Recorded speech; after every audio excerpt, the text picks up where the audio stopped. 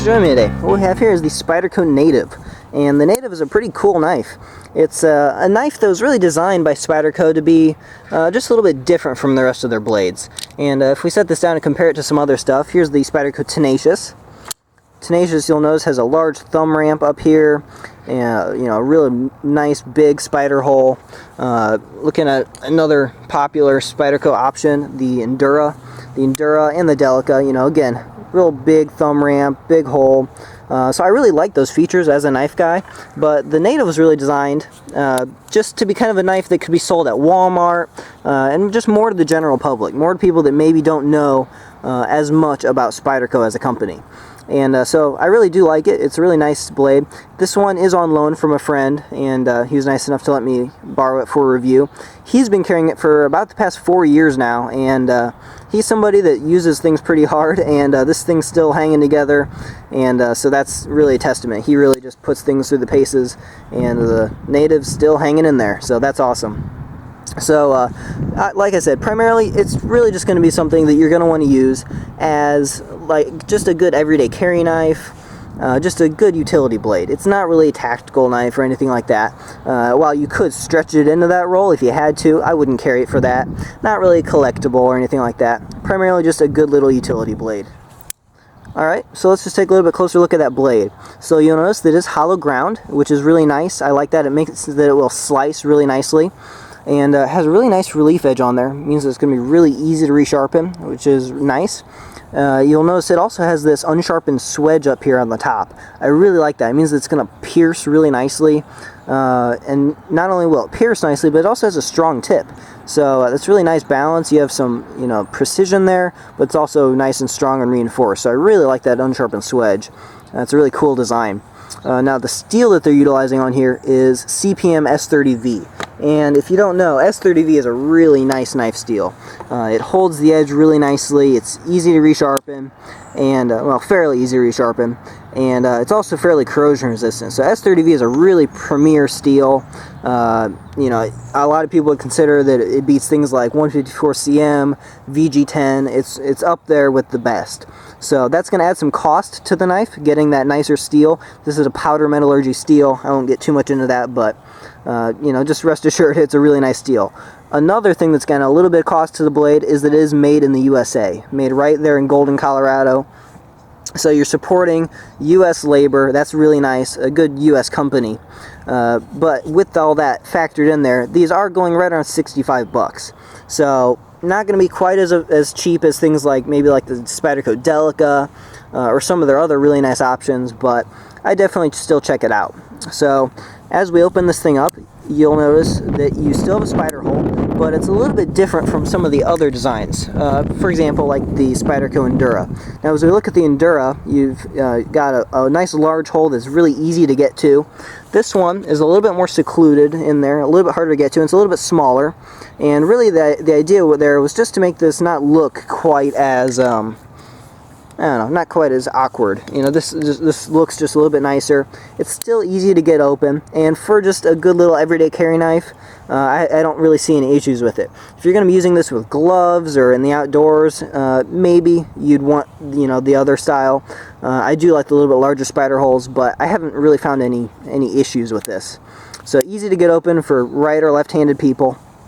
Now, holding this in the hand, you do have a finger choil up here, so that's nice. You really get a lot, nice up on that blade, a lot of control, and your cutting surface on here is under 3 inches long, so it's not going to be a real big blade. It's a little bit more precise, but I like it. So it does feel nice in the hand. Now you don't have a ton of traction on these handles. They are just solid FRN. You don't have any stainless steel liners in there, which is really nice. I really like that. Keeps it nice and lightweight. This thing's right around, I believe, 2.6 ounces. So nice and lightweight. Now there's not a lot of traction on here, especially compared to things like the Endura, where you have this, aggressive this aggressive bidirectional texturing. But what that means is that, again, when you're getting this thing dirty, it's going to be very easy to clean. There's not a lot of little grooves and slots that you're going to get, mud and stuff packed into. So it is nice and easy to clean, which is really nice. And nice and lightweight, so you gotta love that. It's also fairly slim in the pocket. Now that's partly due to the backlock design. So the backlock is going to be nice and strong, locks up solidly, and so I really like the backlock design. Fairly easy to close, you know, one-handed if you have to. So it's just a good, solid, lightweight little knife. Now, as far as your rivets on here, this is a pinned construction. It's not mini Torx bit like some of the other designs out there where you can take it apart. So you are kind of stuck with the way that this is configured. You can't take it apart to clean it or anything like that. So that's a little bit of a downside. Now on your blade, you won't be able to adjust blade play in here at all. It's pretty much, you know, how you get it. Now, like I said, this thing's been, you know, pretty hard used for around 4 years. And do we have any blade play? Absolutely, just a little bit though. So we have a little bit side to side, nothing major, doesn't really affect anything. This knife, well, there we go. You can flick it open fairly easily, and you know, I like it. You know, I don't see any major issues with the pin construction. Would I take mini Torx bit if I can get it? Sure, but it's not a deal breaker for me. So moving on to the clip that we have on here. The clip's fairly nice. It's very strong, you know, blackened stainless steel. I really like that. You're going to have a little bit of the knife, you know, riding out of your pocket. I'd prefer it to bury as deep as possible. This isn't a major issue. Compare it to things like the Delica, the Endura, you know, other comparable designs, and it's fairly similar. So you'd have a little bit sticking out of your pocket. It is reversible, so you can put on either side of the knife, which is definitely going to make this a good option if you're a lefty. You know, if you're looking for a good lefty option, you can swap the clip over. That spider hole is going to be nice for you, and also the back lock. So it's definitely a good lefty option. Now, it is tip-up carry only, which I prefer. I really like the tip-up carry better. So, you know, overall, I do like the pocket clip. No major issues with it there. So, overall, I really like the design. It's just a good, solid little, you know, utility blade. And really nice steel on there as well. So, just maybe looking at some competitive options, some other things to check out. Definitely the Spyderco Delica and Endura. This is the Endura. I'll give you a little bit of size comparison. I don't have a Delica with me at the moment, but it's more similar in size to the Delica. So there's your size comparison. The Endura is definitely a bigger knife. Here is a Spyderco Tenacious. Now, talking about the Delica and Endura, they are going to have VG10 steel, and VG10 is a really nice steel. Honestly, CPM S30V is probably a little bit better, but as far as competitive options, I definitely check out the Delica. The Delica is going to be around 20 bucks cheaper than this. Still has a really nice steel to it, a little bit lighter, a little bit thinner. So I definitely check out the Delica. That's a really good option. So there's the Tenacious, cheaper option, but you know, it's another kind of Spyderco design. It is a liner lock, so you know, that really just comes down to personal preference. Another good competitor, Kershaw Skyline. Skyline uses that 14C28N steel. Probably not quite as good as the S30V, but definitely a steel that I'm very happy with, and really competes fairly favorably. So again, liner lock, a little bit thinner knife. I'll give you a thickness comparison. Actually, fairly similar actually. So about the same thickness as a Skyline is what you can expect.